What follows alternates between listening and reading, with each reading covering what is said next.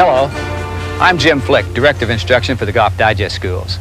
In most games, the player reacts to his target while he's looking at it. Golf is also a target game, but the golfer cannot look at the target while he's in action.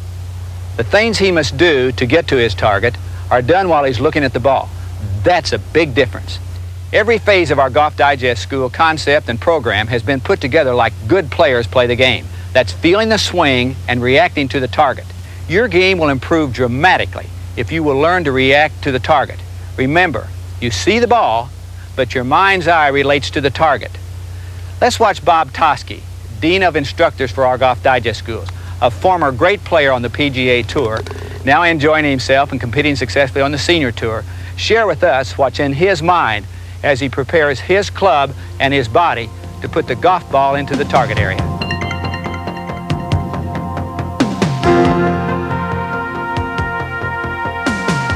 The target on the green is only the size of a mason jar.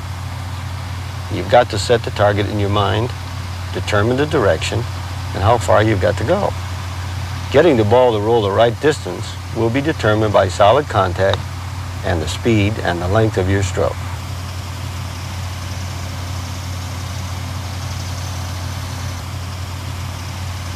On your shot to the green, you've got a larger target, the green. You have to define that target and set it in your mind's eye. You want the ball to fly in a predetermined manner by controlling the club face through proper hand and arm control.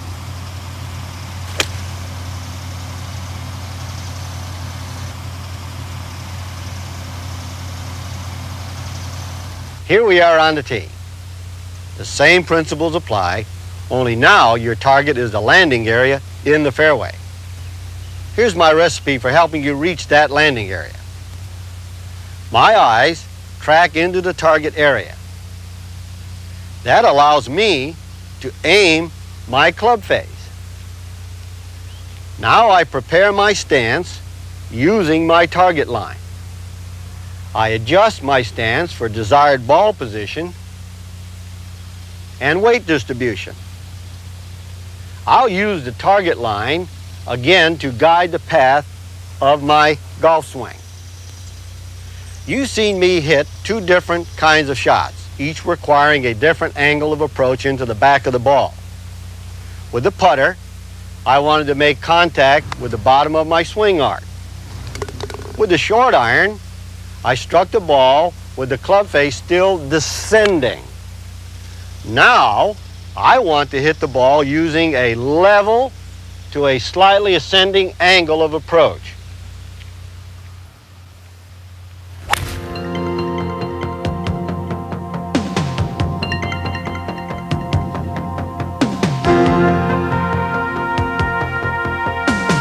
The number one word in a golfer's mind prior to swinging the golf club should be simply the word swing. It will get his mind and body prepared for the act, and he should actually visualize the swinging of the golf club as it relates to the grip end and the head end of the club swinging freely, to identify the rhythm of the motion.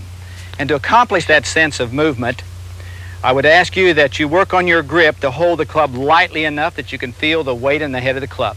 There's not one grip that fits every golfer because their hand size and grip strength will vary.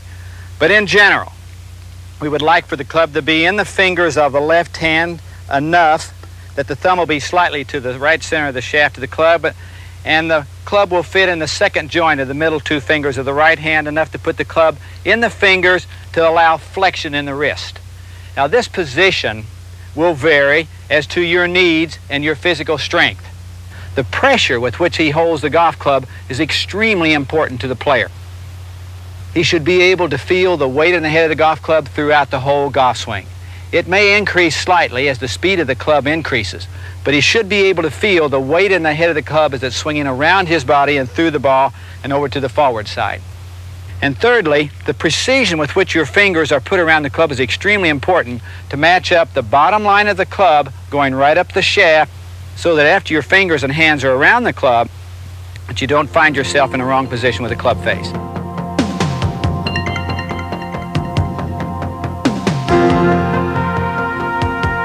I'd like to define the responsibility of the hands, wrists, and forearms as they swing the golf club. The hands basically will cock,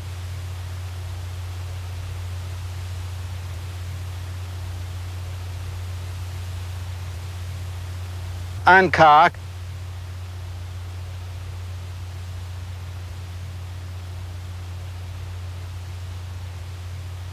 and recock.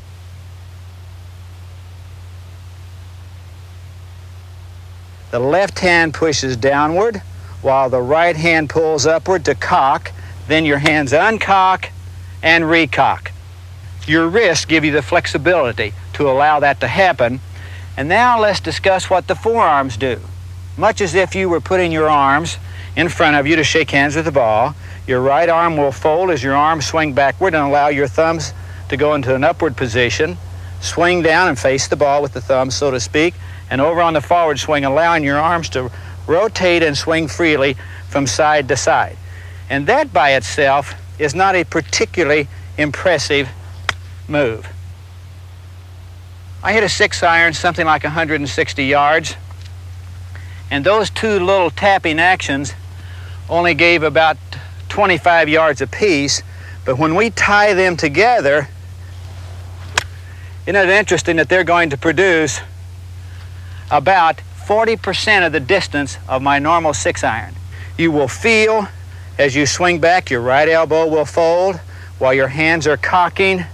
You'll feel your hands uncock and recock, squaring the club face, and you'll feel your left elbow fold on the forward swing. So it's cocking and swinging, and you can strike your golf ball considerable distance with minimum effort.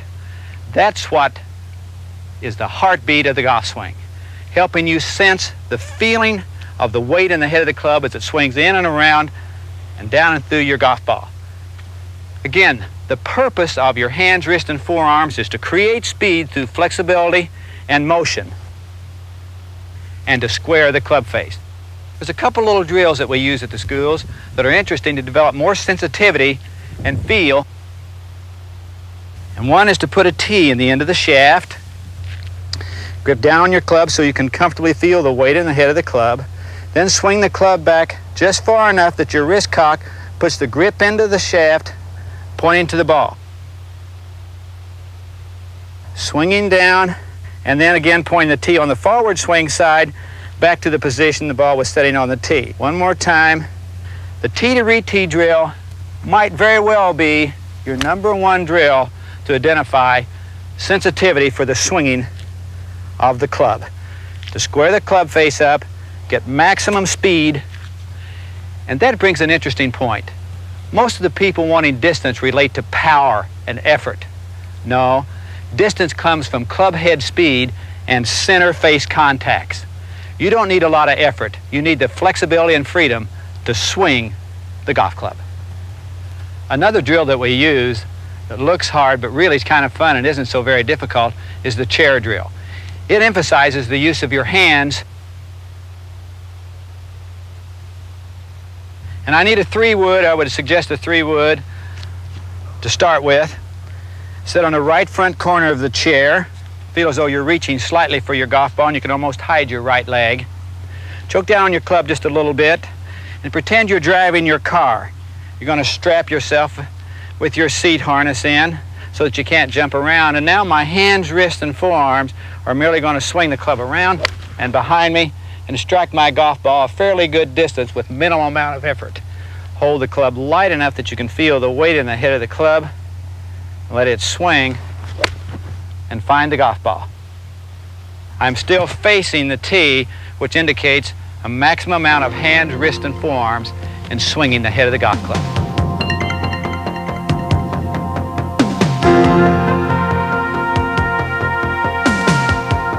The second swing is another swing. The swing of the arms freely from the shoulders. Not with the shoulders, but swinging the arms freely from the shoulders. It will look something like this. We are now adding the length of our swing of the club back a little further with our upper arm swinging freely from the shoulders to give us a full motion. If I try to make my shoulders control my swing, I have something that looks very tight and very tense, so I must have the swing of the arms to turn the shoulders. And Bob Toski's made a lot of contributions to teaching the game of golf. I feel his most significant is helping us understand that the swing of the club through the hands and arms freely turns the shoulders. A turn will not create a swing, but a swing will create a turn. Again, the swing of the arms around and back a little further. My hands and wrists are still cocking, so let's add the second component of our total golf swing, and we're going to see more distance develop simply by swinging the club not harder, not more powerfully, but simply longer and more freely.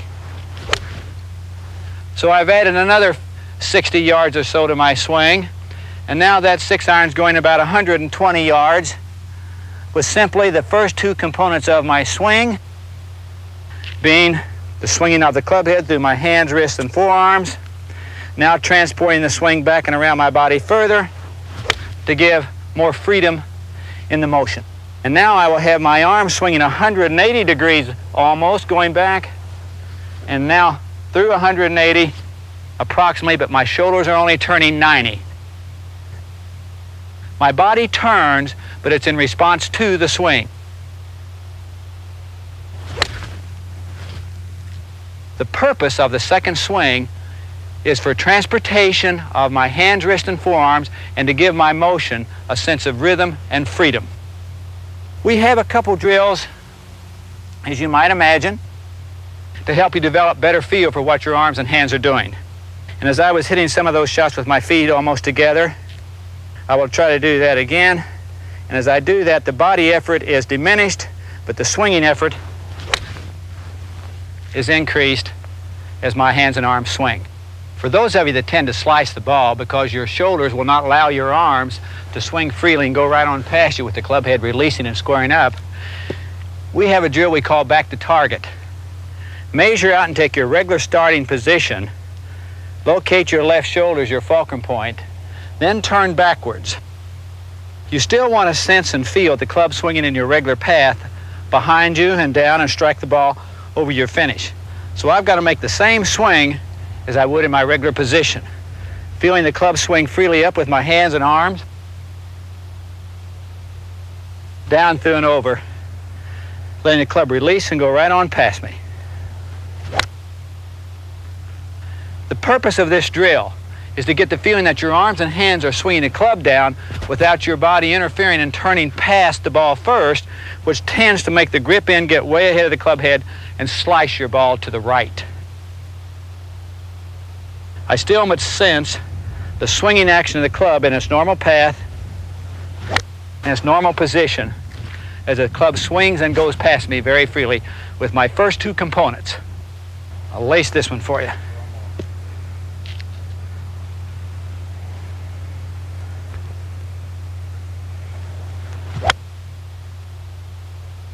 That's solid and that's fun, to feel the swinging of the club through your hands, wrist, forearms, and upper arms swinging freely from your shoulders.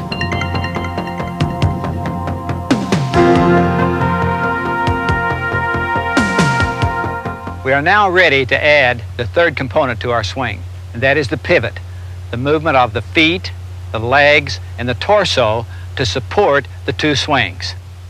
In its rawest form, it'll look something like this. I spread my feet into its regular position, and then I feel my feet and knees move to support and turn in harmony with the swinging of my arms. When I watch a really good player, what I see is the body turns in harmony with the swinging of the club. They can sense how fast they should move their body related to what the club is doing. Less effective players are trying to make the body move the club, and that's out of sequence and out of importance. We have, again, the movement of the feet and the knees to turn the hips, while the swinging of the hands, arms, and club turns the shoulders.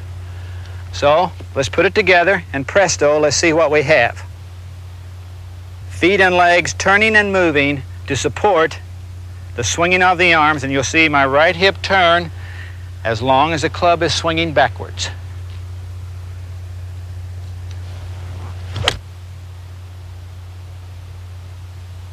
That allows my arms to stay very flexible and to feel the club as it swings. Again, the pivot gives us about 20% of the distance we hit our golf ball.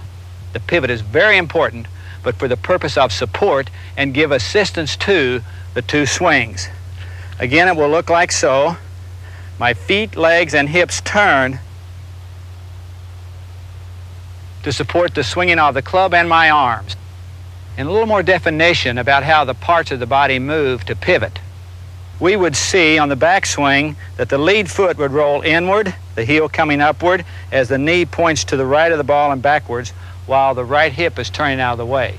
Then the forward swing, the feet will go to the ground again, the weight will move to the outside of the left foot, to the inside of the right foot, and our knees will shift our weight forward and our hip will turn around us to support the swinging of our arms in the right swing path on the forward swing. Again, the feet and knees would like to turn the hips to give you a lot of agility and freedom. The hands and arms would like the swing to turn the shoulders. Then those parts can be synchronized to help you feel the swinging of the golf club.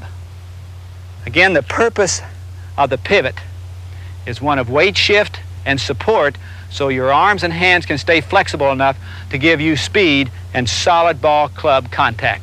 We have some drills that will help you develop efficiency in your pivot. The first we use is a step-in drill. Ask you to tee your ball slightly off the ground. Take your regular starting position.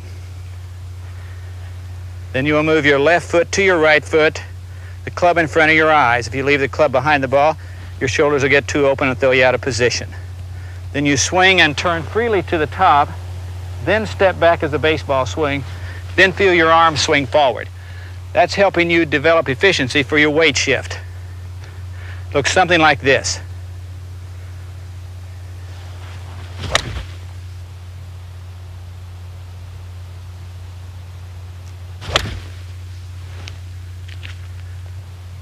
That should very nearly be my regular distance, but the motion helps me develop the sensitivity of my feet and legs to move laterally to support the swinging of my arms and hands. And then we have a fun-looking drill called the machine gun. Tee up 5 balls, slightly off the ground again, and this will help you sense the movement of your body with each part contributing its fair share. The purpose of this drill is to develop the harmony between the movement of the feet and legs with the swinging of the arms and the club. So you make a few swings just to get the movement of your arms and body freely, and then to start walking and swinging and swinging and walking and swinging and striking your golf ball with each of the parts of your body moving freely to support the swinging of the golf club. The drills are really fun. I'd encourage you to use them when you can, even if it's at home in your backyard with a wiffle ball. But the drills need to be done almost daily to increase and improve your sensitivity for the swinging of the club. Remember, the club is the big deal. It must swing. The body moves to allow that to happen.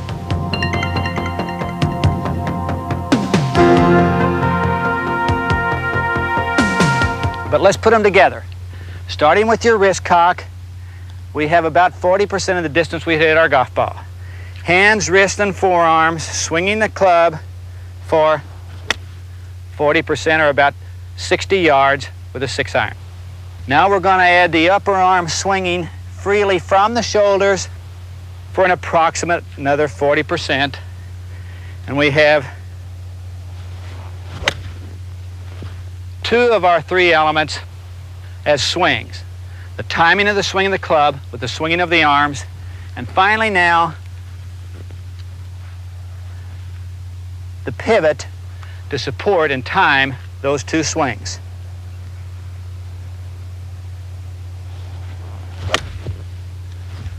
And we have 100% of efficiency without a lot of effort. That's what swing means. In conclusion, there's 2 swings, the swing of the club and the swing of the arms, supported by the pivot. That gives our swing a vertical and a lateral and a rotary dimension to fit your body type and to fit your needs as to the club you have in your hand. The hands are largely responsible for the vertical dimension of your golf swing. The arms and legs are largely responsible for the lateral dimension of your golf swing, or from side to side. And your shoulders and hips are responsible for the rotary or turning motion. Now those need to be done in a sequence that fits your needs. For some people, we like to start the swing perhaps with their hands cocking. With other people, we like to start the swing with their arms swinging. And some, they need to start with the hips turning first to fit their particular needs. But the big deal is that you learn to swing the club and can get an on-time release. Release means returning the club to its starting position at impact. So it cocks and returns to its starting position. If you can visualize the start of a 220-yard dash, that helps us see how the club must be swung to gain an on-time release. If you would, remember the guy on the outside lane has to get a head start because he's got to get around the curve the same time or in a fair relationship with the man on the inside. So our 220-yard dash starts at the top of the swing. The club head, which has gone some 3, 6, 9, 12, 15, approximately 18 feet, must be timed with my arm, which has gone a foot, 2, 3, 4, 5, and maybe 6, but my waist has only turned 1 foot. This is the guy on the inside circle. So in my swing, to get an on-time release, I must time the swinging of the club with the swinging of my arms and the turning of my body. That's called timing. That's why you need the sensitivity to feel the golf club and time the release and squaring of the golf club. That allows the club to swing and go right on past us to give us the freedom of motion that allow you to develop some goals related to playing and practicing. Your practice goal should be related to feeling the head of the club, then feeling the path, and then feeling the face position as you swing it. When you're on the golf course, you want to sense and feel the pace of your swing related to your target. I promise you, that'll help you play better golf for a lifetime.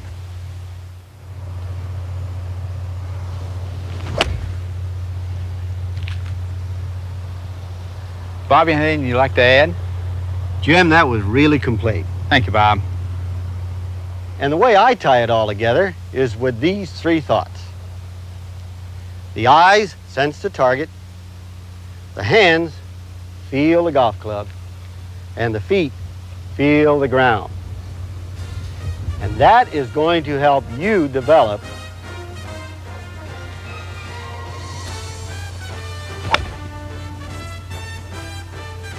a swing for a lifetime.